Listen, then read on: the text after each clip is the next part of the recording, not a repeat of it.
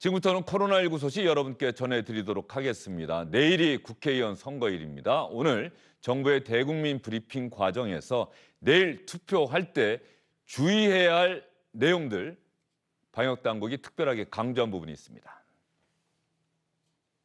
중앙방역대책본부에서 내일 실시되는 총선 투표와 관련해서 투표소에서 방역 지침을 철저히 준수해 주실 것을 다시 한번 당부드립니다.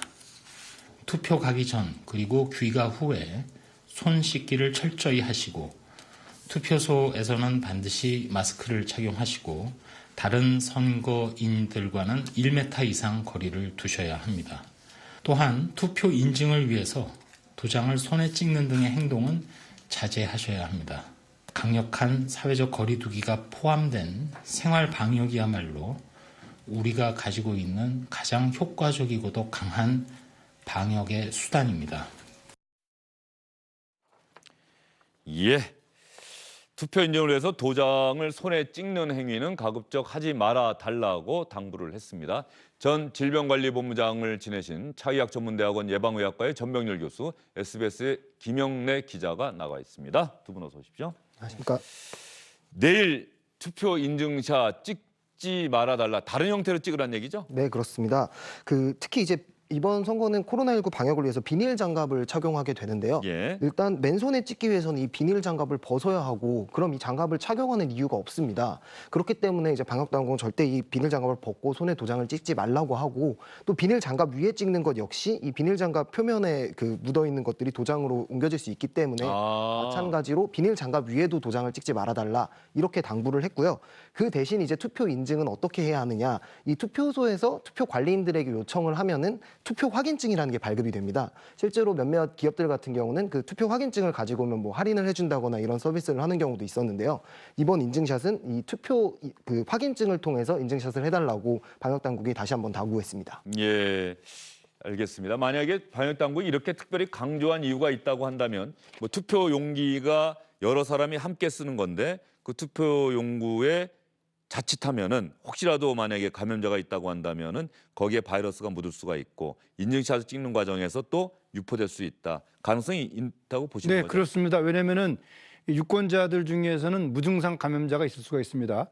그들의 경우에는 이제 기침이나 또 비말을 배출하는 그런 행위를 통해서 손에 바이러스가 묻을 수 있겠고요. 또 그런 경우에 이제 이 투표하는 과정에서 각종 물품에 바이러스가 오염될 수가 있기 때문에 손을 통해서 새로운 또 확산의 우려가 있기 때문에 방역 당국의 그러한 조치에 적극적으로 협조를 해주셔야 됩니다. 사실 방역 당국에서 또 정부가 고강도 사회적 거리두기 그 기간을 연장을 하면서 이번 주까지로 하지 않았습니까? 네. 사실 이번 주까지로 했던 것은 이유가 있는 것 같아요. 왜냐하면 이틀 전 일요일이 부활절이었고 네, 그리고 내일은 총선이 있습니다. 그렇습니다. 그래서 이번 주 한 주 동안에 사회적 거리두기가 사실 쉽지 않은 그런 큰 중요한 이벤트가 있었다. 그래서 이번 주까지는 아마 고강도 사회적 거리두기를 강조한 것 아닌가 싶은데 그러면 네. 방역당국에 고심이 있을 것 같아요. 당장 다음 주나 다다음 주까지 네. 뭔가 또 지켜봐야 되는 일들이 생기는 것 아니겠습니까? 네, 그렇습니다. 사실 이제 부활절 행사라든지 또 투표 이 과정에서 상당히 많은 사람들이 동시에 접촉을 하게 되고요. 또 그 경우에는 이제 불특정 다수와 우연히 마주치는 경우들이 상당히 많습니다. 그렇게 되면은 무증상 감염자들을 통한 혹시라도 모를 코로나19 바이러스의 감염이 우려됩니다. 따라서 앞으로 이 투표 이후에 혹시라도 모를 환자들이 발생하는 경우, 특히 발열 증상, 호흡기 증상 그런 경우에는 종전과 마찬가지로 자택에 머물면서 한 2, 3일 관찰을 하고 반드시 보건당국에 신고를 해서 코로나19에 대한 확진 판정을 받는 것이 중요하다고 할 수 있겠습니다.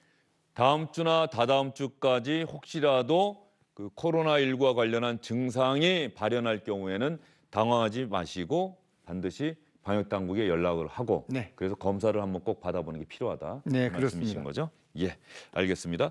어제 SBS 주영진의 뉴스 브리핑에서 뭐 일부 언론이 보도했던 내용을 갖고 이야기를 했습니다만 저희는 현장 상황을 그대로 여러분께 전해드렸던 겁니다. 혹시 총선과 관련해서 검사가 의도적으로 축소된 것 아니냐. 방역당국은 두 차례 대국민 브리핑 통해서 절대적으로 그런 일 없다. 우리는 현장 의사들의 임상적 판단을 그대로 존중하고 개입할 수도 없다라고 분명하게 이야기를 했습니다. 다만 방역 당국이 어떤 지침을 변경하면서 폐렴 등의 증상, 그 이전에는 의사의 소견으로 코로나19가 의심될 경우에는 검사를 한다 이렇게 돼 있었는데 그다음에 지침을 지난달 초에 바꾸면서 폐렴 등의 증상이라는 말이 들어가면서 현장에는 의사들은 이 검사를 의뢰하는 경우가 줄어든 게 맞다라고 이야기를 하고 있다. 어제 출연하셨던 전문가와 조동찬 의학 전문 기자가 모두 이야기를 그렇게 했는데 그래서 조동찬 의학 전문 기자가 하나 더 취재한 내용이 있습니다. 이런 지침이 자칫 현장에서 검사를 조금은 소극적으로 하도록 만들고 있다는 데 동의를 한다면서 방역 당국이 이 지침을 바꾸겠다는 의사를 밝혔다는 겁니다. 그러니까 질병관리본부는 반드시 엑스레이나 CT상 폐렴이 확인되어야만 검사할 수 있다는 의미가 아니었고 단순히 그냥 예를 든 것뿐인데 일선 병원 현장에서 의사 선생님들께서 그 문구를 엑스레이나 CT상 폐렴이 있어야만 검사할 수 있다는 것으로 오해가 된다면 다음 개정판에서 이번에 개정을 할 때 그 문구를 오해가 없도록 풀어 쓰겠다. 그렇게 변경하겠다는 말씀을 해주셨습니다. 네, 지금 요양병원과 어떤 정신병원 등 환자를 집단으로 입원시키고 있는 병원에서 감염 관리 소홀로 코로나19 집단 감염이 발생하면 그에 대한 구상권을 청구하겠다는 정부 발표가 3월 20일 있었죠. 근데 이것에 대해서 이제 의료계에서는 반발하는데 아직 그 구상권이 청구된 사례는 없지만 정부가 이것을 철회하거나 하겠다는 방침을 밝히지도 않았습니다. 그러니까 여전히 정부가 구상권을 청구하겠다는 방침은 유효한 것이겠죠. 조동찬 SBS 의학 전문 기자가 직접 취재한 내용인데요. 김영래 기자, 그렇다고 한다면 아직 방역 당국이 저 내용을 공식적으로는 발표하지 않은 것 같은데. 네, 맞습니다. 일단 지금 7-4판으로 지금 이 지침이 나와 있는 예, 상태인데요. 거기까지 나와 있다. 7-4까지. 네, 7-4판까지 나와 있는 상태인데요. 이 7-4판을 다음에 8판으로 개정을 할 때 이제 바꾸는 걸 검토를 해보겠다. 하지만 아직 언제 8판으로 개정을 하겠다 이런 게 구체적으로 확정이 된 것도 아니고요. 또 공식적으로 이걸 이렇게 개정하겠다라고 아직 밝힌 것도 아니고 일단 지금은 이런 내용을 계획에 있다 이 정도로 좀 파악하면 될 것 같습니다. 어쨌든 간에 저희가 어제 집중적으로 말씀을 드렸고 그 내용을 감안해서 이 지침을 바꿀 때 반영을 하겠다는 이야기까지 나왔습니다. 실무자가 저렇게 이야기를 조동찬 의학 전문 기자에게 했다는 거거든요. 교수님 어떻게 평가하십니까?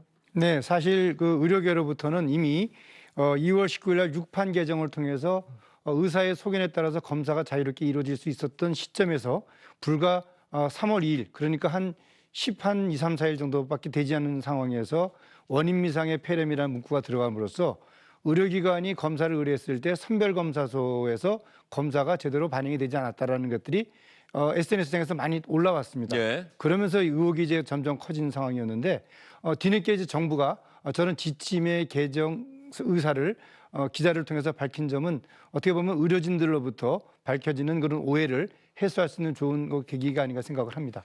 최근 들어서 어제 그 이야기를 저희가 다룬 이유 중에 하나는 최근 들어서 신규 확진자가 50명 아래로 떨어진 상태에서 30명 안팎 수준을 유지하고 있단 말이죠. 그런데 이렇게 된 하나의 요인 중에 하나가 검사 건수가 예전에 대구 경북에서 많은 확진자가 나왔을 때보다는 줄어든 것 때문에 그렇지 않겠느냐. 그러면 제가 교수님께 이 질문을 한번 드려보고 싶어요. 네. 이렇게 검사 건수가 줄어드는 것은 대단히 자연스러운 일입니까? 근데 아무래도 이제 지역사회 내에서 접촉자들의 수가 줄어드는 그런 상황이기 때문에 검사 건수는 줄어들 수밖에 없겠죠. 그러나 이제 또 해외에서 입국하는 사람들이 계속 늘어나고 있기 때문에 또 어떻게 보면은 줄어드는 요인과 늘어나는 요인이 같이 작용을 해서 검사 건수의 변화가 아마 그렇게 많지 않을 것으로 그렇게 추정할 수가 있습니다.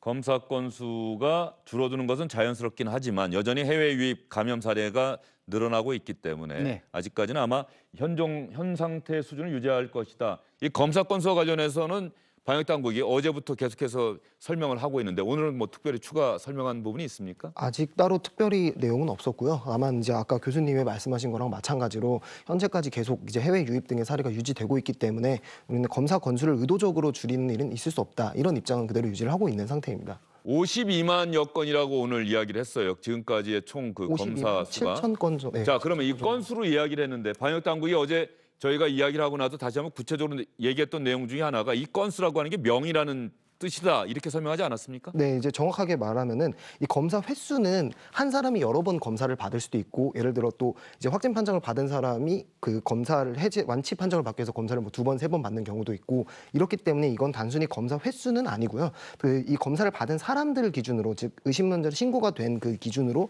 52만 7천 건 정도고, 실제 검사 횟수는 이거보다 훨씬 많다. 왜냐하면 한 사람이 여러 번 받을 수 있기 때문에, 이런 내용입니다.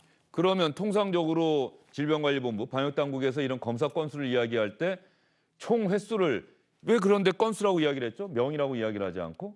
이 부분이 아마 혼선을 네. 또 빚는 부분 중에 하나인데 그냥 이건 명이다라고 이야기하면 네. 사람들이 이해가 쉬웠을 텐데. 그렇습니다. 이제 아무래도 이제 방역 당국이 초기에 한 사람이 한 건 검사하는 걸로 생각을 했기 때문에 건이라는 용어를 쓴 것 같은데, 하다 보니까 이제 한 사람한테 여러 건의 검사가 이루어지거든요.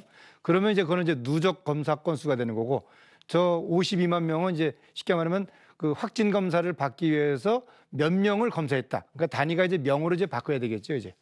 예, 알겠습니다. 조동찬 의학 전문 기자가 취재한 결과 이 방역 당국의 지침 가운데 원인 불명의 폐렴 등의 증상 이 부분 때문에 현장에 있는 의사들의 코로나19 검사 의뢰 이런 부분들이 소극적으로 될 가능성이 있다고 보고 방역 당국이 이 지침을 변경할 때 해당 문구를 수정하겠다는 의사를 조동찬 SBS 의학 전문 기자에게 밝혔다는 내용 여러분께 전해드리도록 하겠습니다. 이 코로나19 관련해서 지금은 상당히 안정적인 수준으로 접어든 것 아니냐 아마 여러분도 그렇게 생각하실 텐데, 이런 상황에서 이제 신경을 써야 되는 부분이 해외 유입 사례와 함께 하나가 더 있습니다.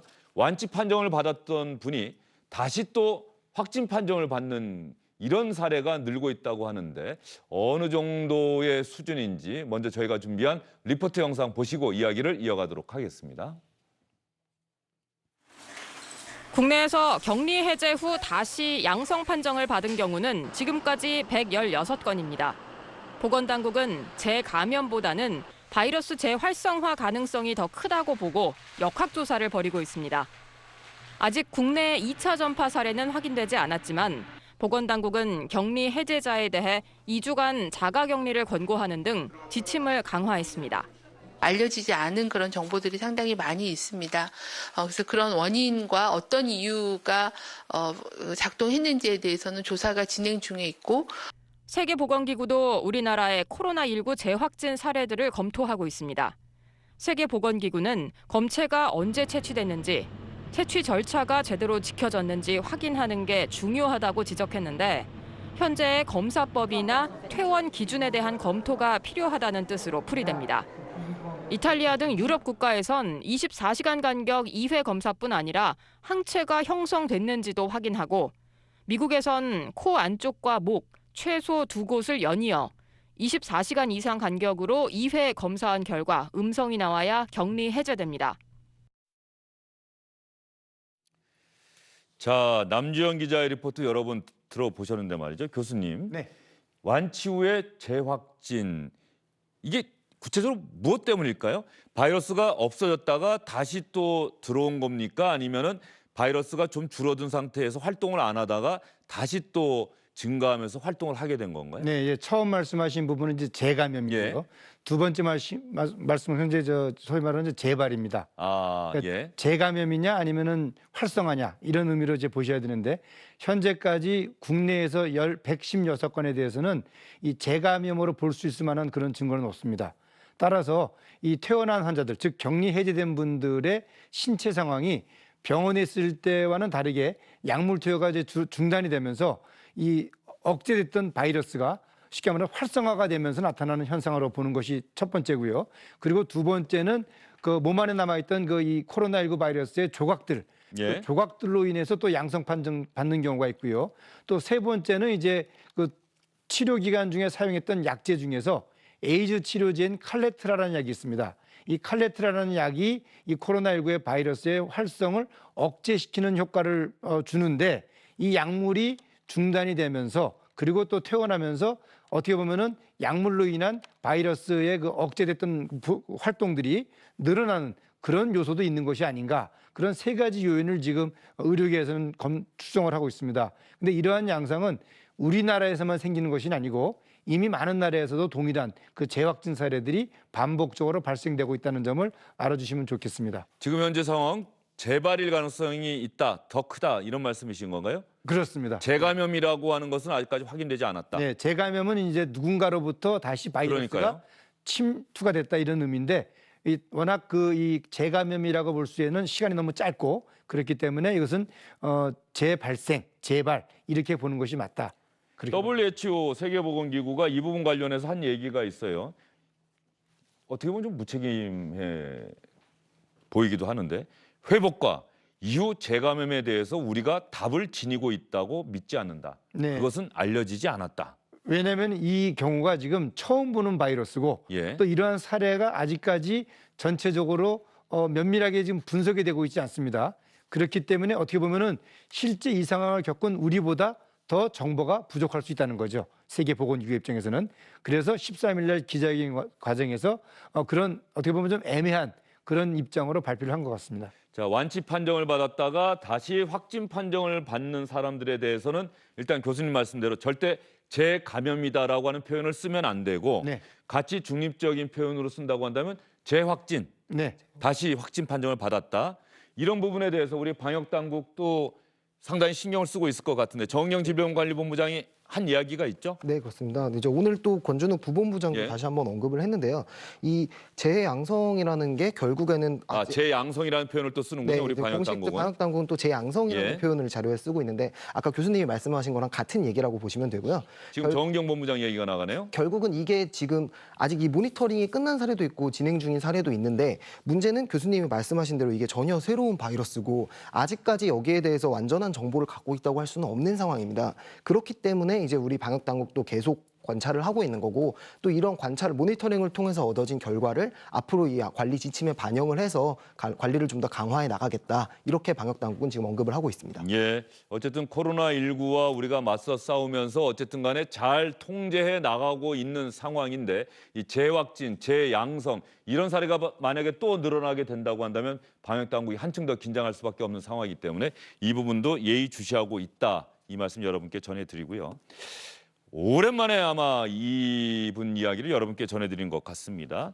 대구 영북에서 폭발적으로 코로나19 감염자가 늘어날 때 그 계기가 됐던 환자가 바로 31번 환자다. 신천지 교인인데 말이죠. 일각에서는 슈퍼 전파자 아니냐 이런 이야기도 나왔습니다만 방역당국에서도 일단 이 사람이 슈퍼 전파자라고 이야기하기는 어렵다. 이렇게 선을 긋기도 했는데 이 31번 환자 아직까지 병원에서 치료를 받고 있는 거죠? 네, 현재 예. 지금 국내 최장기가 입원해 있습니다. 아직도 병원에서 치료를 받고 있는데 방역 당국이 이 31번 환자를 경찰에 수사 의뢰할 계획이다라고 밝혔습니다. 왜 그럴까요?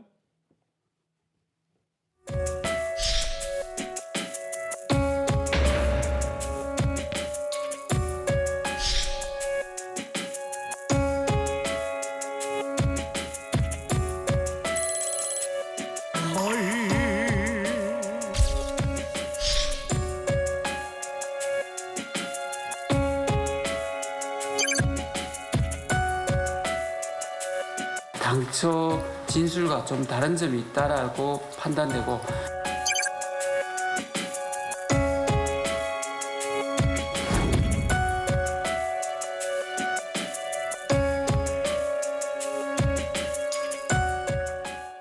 예, 방역 당국이 수사 의뢰를 하는 게 아니라 대구시가 수사 의뢰를 하는 거군요. 네, 좋습니다. 지금 영상이 잠깐 나왔습니다만 구체적인 이유가 뭡니까?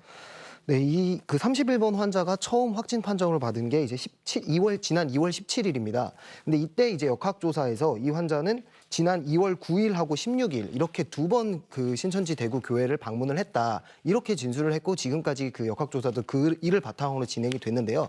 이제 대구시와 방역 당국이 조금 더 CCTV를 면밀히 분석을 해보니까 이 처음 교회를 갔다고 얘기한 9일에 4일 전인 지난 2월 5일에도 이 교회를 간 기록이 남아있던 겁니다. CCTV랑 이런 것들에. 그래서 이제 이 5일에 갔다는 게 굉장히 중요한 이유는 증상이 대부분 이제 잠복기가 4일에서 5일 정도에 많이 또 발현을 하는데 그렇다면 이 5일에 갔었을 때 또 많은 사람들에게 이 전파했을 가능성이 있는데 이걸 방역 역학조사에서 제대로 얘기하지 않았기 때문에 만약 이게 고의 정말 의도적으로 그 자기 동선을 숨겼다 이렇게 판단이 되면 이걸 경찰에 고발할 수 있다는 거죠. 근데 31번 환자는 왜 이렇게 오래 병원에 있습니까? 통상 한 달, 길어도 한 달 정도면 완치 판정을 받고 퇴원을 하는 게 대부분이었는데 왜 이렇게 2달 가까이나 병원에 있는 거죠? 그러니까 결국은 이제 이 퇴원 조건인 24시간 두 차례 검사 끝에 음성이 나와야 되는데 아직 이게 계속 안 나오고 있으니까 계속 몸 안에 바이러스가 남아 있는 겁니다. 근데 이게 왜 그런지는 이제 그 주치의나 이런 분들한테 조금 더 확인을 해봐야겠지만 아직 완전히 바이러스가 소멸되지 않고 있다 이렇게 볼 수 있을 것 같습니다. 교수님은 어떻게 보십니까? 이렇게 최장기간 상당히 오랫동안 병원에서 치료를 받고 있는데 그러니까 이 31번 환자의 경우에는 기침 등의 잔 증상이 아직도 남아 있기 때문에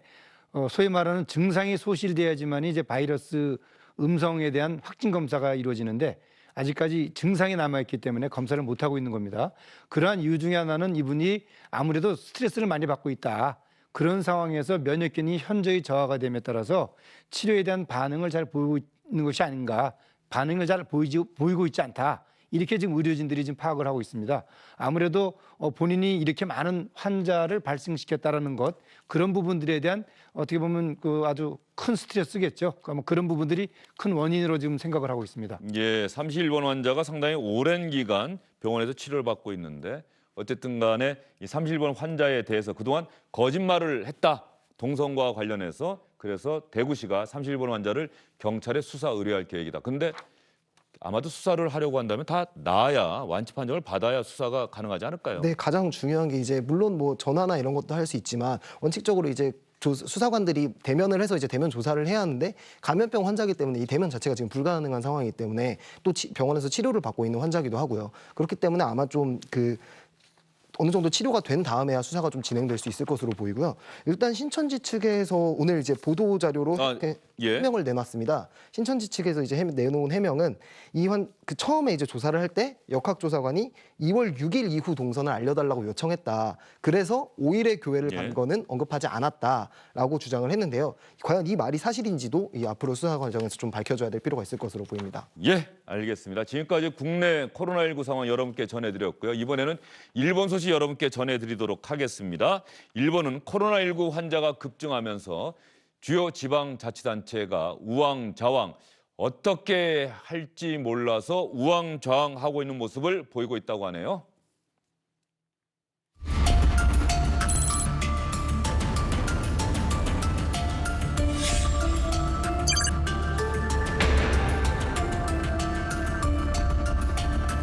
陽性者の方の検体の一部がですね、飛散するなどして他の検体を汚染したことによるものと考えております。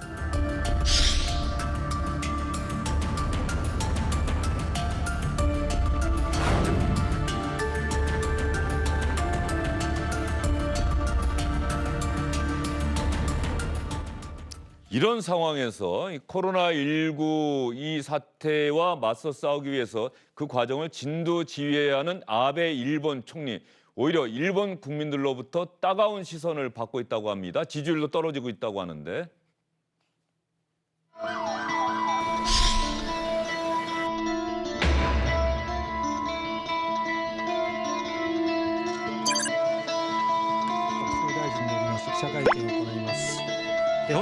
そうした経験もきっと皆さんのこれからの人生の中で大きな財産になる。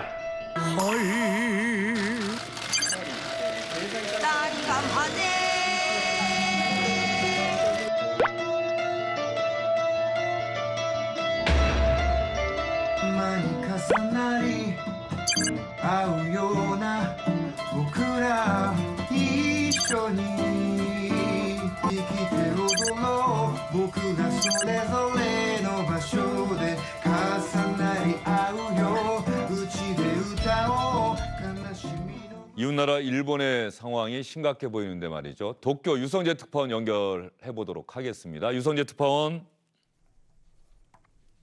네, 도쿄입니다. 조금 전에 영상에서도 나왔습니다만 지자체가 양성이라고 발표했던 확진자가 사실은 음성으로 드러나는 황당한 일이 있었다고요? 네, 일본 제3의 도시 나고야가 있는 아이치현에서 일어난 일입니다. 아이치현은 지난 토요일에 현내 확진자가 34명이라고 발표를 했는데 알고 보니까 이 가운데 24명이 음성이었다는 겁니다. 이 가운데는 양성 판정 결과를 믿고 바로 입원을 했다가 진짜로 양성인 환자들과 2시간 동안 같은 병실에 머문 80대 노인이 있었습니다.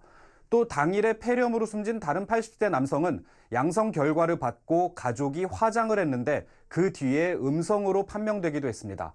아이치현 측은 감염 검사를 하는 도중에 양성인 사람의 검체가 공기 중에 흩어지면서 24명의 검체가 오염됐다 이렇게 해명을 했는데 주말에 검사 인력이 절반만 출근하면서 벌어진 인재다 이런 지적도 나왔습니다. 어쨌든 일본에도 긴급 사태가 선포가 됐고 주민들에게 외출을 자제해달라는 정부의 요청도 있었는데 주요 뉴스에 나갔습니다. 경찰서에서 간부들이 술자리를 가졌다가 서장까지 감염되는 일이 있었다고요?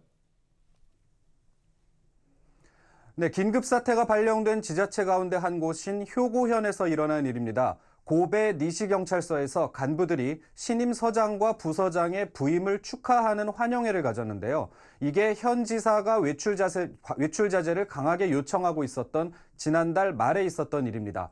이 치안을 책임지는 현장 경찰서의 간부들이 외출 자제는커녕 술판을 벌인 셈인데요.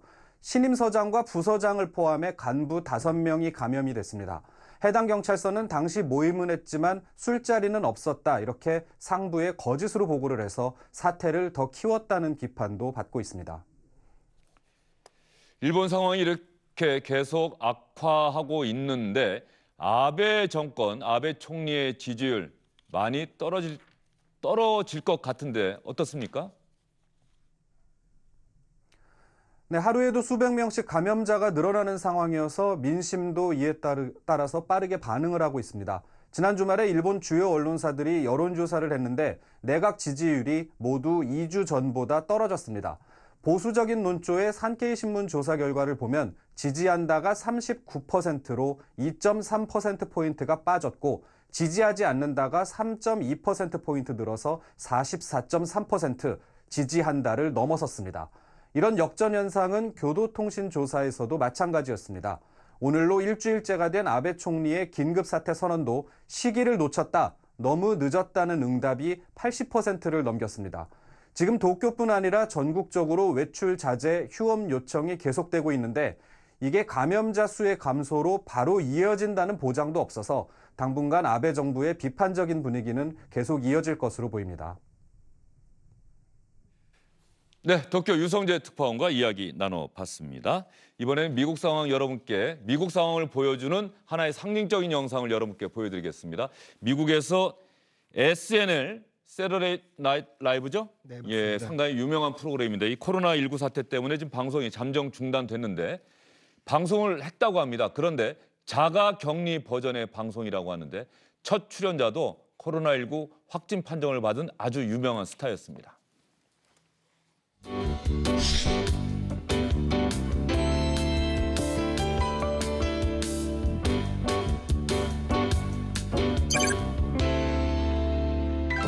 Ladies and gentlemen, Tom Hanks.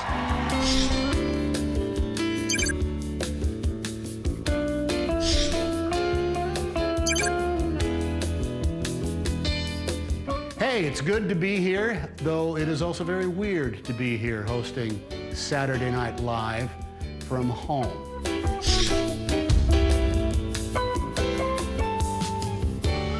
But why me as host? Well, for one, I have been the celebrity canary in the coal mine for the coronavirus. And ever since being diagnosed, I have been more like America's dad than ever before, since no one wants to be around me very long, and I make people uncomfortable.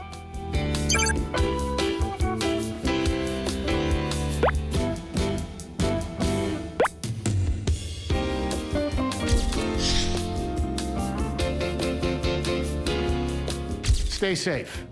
We are in this for the duration.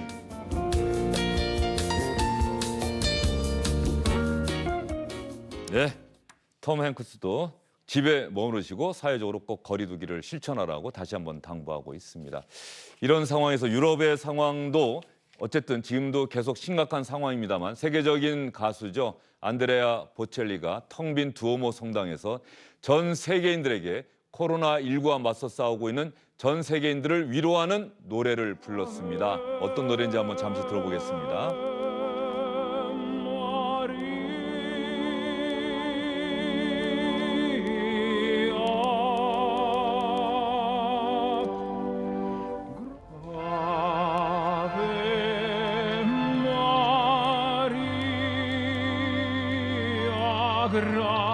Grazia plena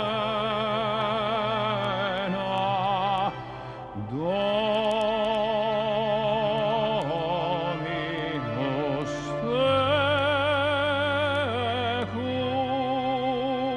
tecum Domine Filii unigenite. 네, 안드레아 보첼리의 이번 공연은 코로나19의 확산으로 고통받고 있는 지구촌에 희망을 주기 위해서 밀라노시 당국과 두오모 성당 측이 요청을 했고 안드레아 보첼리가 이 요청을 받아들여서 성사됐다고 합니다.